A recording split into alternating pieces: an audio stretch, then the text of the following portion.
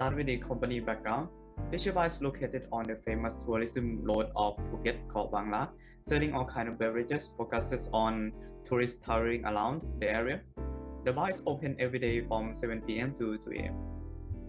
So the problem is Lichiba is struggling with excessive hiring by hiring too many workers. In the low season, the bar encountered a reduced number of customers and the surplus staff members had no significant tasks to undertake.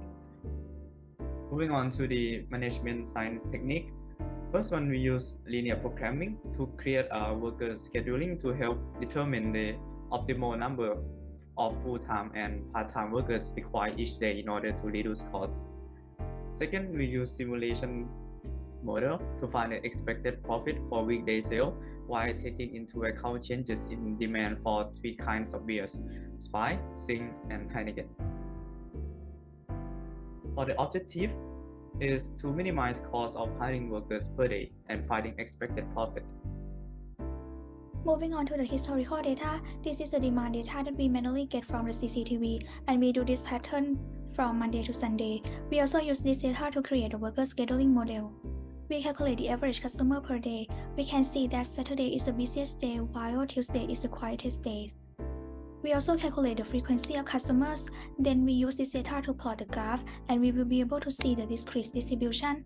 Moving on to a worker scheduling model, this table shows the demand and probability of customers per hour per day. The probability here we get from the historical data by dividing the total number of customers per day by the total number of customers per hour.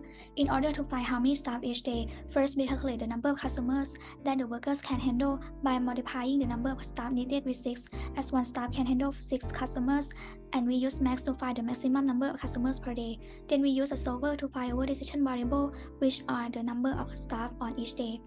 Once we know how many staff we will hire, then we create the full-time staff schedule. The staff will get 1 day off after working simultaneously for 6 days. Then we use a solver to solve how many full-time staff start shifts on different days.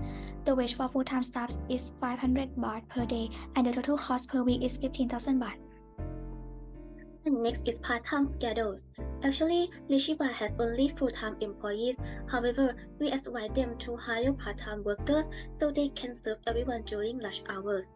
According to the owner of the bar, customers usually stay there for 3 hours or more. Therefore, we create this table to calculate the number of customers after spending 3 hours at the bar. For example, if they come at 7 p.m., they will leave at 9 p.m. According to the table, we can see that the peak time is around midnight. And next is the table showing the number of customers that full-time employees are unable to meet their demands. We calculate this number by deducting the number of customers who stay for 3 hours and the maximum number of customers that all full-time staff can handle. Then we divide this number by 6, which is the number of customers that each worker can cover. Zero and negative numbers mean that the bar doesn't have to hire part-time workers at this time. And finally, we use a server to calculate the optimal number of part-time workers of each hour. The wage for part-time workers is 55 baht per hour, and total cost per week is around 6,000 baht. Why do we want to do simulations? We want to test out the order quantities of beer ranging from 150 bottles to 350 bottles with an increment of 50 bottles. Lichiba frequently overstock or understock their beers, and this leads them to hold them as an inventories of beer that the bar would rather sell. As there are also costs of holding inventories. Since there are wide varieties of beverage on the menu, we can't accurately predict the numbers of customers as well as how many drinks they are going to orders. We are going to solely focus on the 3 best-selling beverage. From this model, we are testing only on a weekday. Since the weekend the bar is always lively, one of the assumptions for this model would be that every customer order the same amount of drinks, since it's really hard to track each individual client in the stores. Next, we're going to talk about the input. For the input, we have the cost of goods sold for Spy, Singha, and Heineken, which is 30, 35, 40 baht respectively. The selling price are 120 baht, 79, and 99, sold from Spy, Singha, and Heineken. Additionally, if the inventories is not enough, the deficit costs and holding costs will incur, which we will explain further in the output.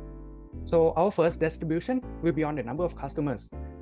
We decide to use the discrete distribution from our past demand.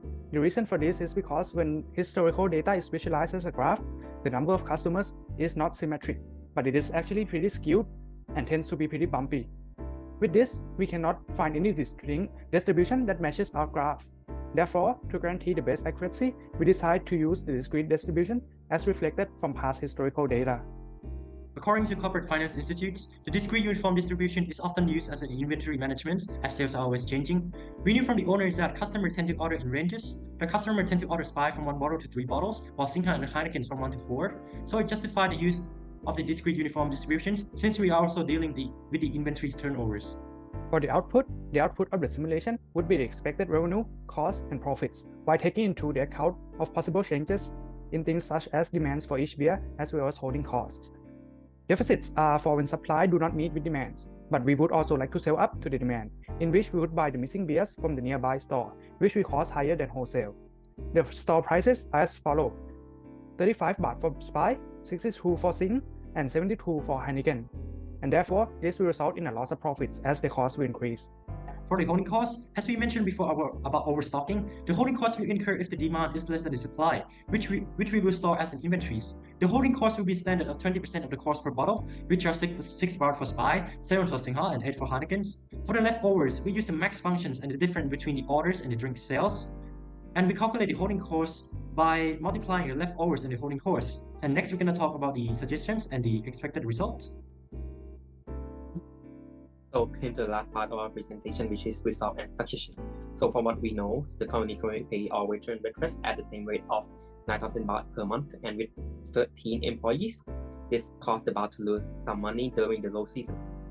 With the worker schedule that we came up with, to change the system from paying monthly to daily with an increase in the payroll to 500 baht per day and reduce the full-time worker to only 5 people, which would cover all customers most of the time.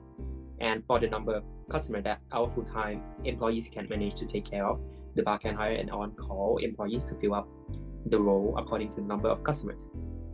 With the method, we are able to decrease the labor cost from 113,000 baht per month to only 8,500 baht. This is over 32,000 baht decrease from their monthly cost. And lastly, for our simulation model of sale for 3 most popular drinks in the bar, we suggest that the bar order all 3 drinks beforehand for 150 bottles each, which would give them the highest expected profit, since they could buy more from the nearby store for a little bit higher price, but the profit margin they receive are quite high. This would be a better option, since if the bar bought too much, all the leftover would incur the holding cost of 20% of the cost per bottle. And this is the end of our presentation. Thank you very much.